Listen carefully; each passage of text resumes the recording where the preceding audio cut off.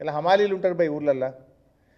పంట పండినాక ఆ హమాలీలు వడ్ల సంచుల్ని మోసి తూకం పెడుతుంటారు, లారీల్లో ఎక్కిస్తుంటారు, గోడౌన్లో దించుతుంటారు. వాళ్ళు కూడా వ్యవసాయ కూలీలే కదా, భూమి లేని కూలీలే కదా. హమాలీలకు కూడా ఇస్తలేవు నువ్వు, ఇలా హమాలీలను పెడతలేవు, ఈజీఎస్తో లింక్ పెడతావు, గుంట భూమి ఉంటే ఇయ్య అంటావు. అంటే ఇది కూడా చాలా దుర్మార్గమైనటువంటిది. ఈ వ్యవసాయ కూలీలందరికీ కూడా మరి 1 కోటి మంది కూలీలు ఉన్నారు.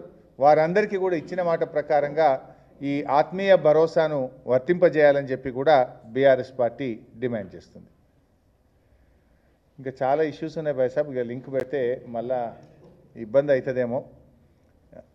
ఇంకోటి కూడా ఉంది ఇలా వ్యవసాయ కూలీల్లో. పట్టణ ప్రాంతాల్లో కూడా ఈ మధ్య కొత్త మున్సిపాలిటీలు చేసిండ్రు మన అసెంబ్లీలో, వాళ్ళందరినీ తీసి పడేసిండ్రు. ఎక్కడ మున్సిపాలిటీ అయితే అక్కడ ఉపాధి హామీ పోతుంది. ఉపాధి హామీతో లింక్ పెట్టినవి కనుక వాళ్ళు వ్యవసాయ కూలీలు కాదంటారు.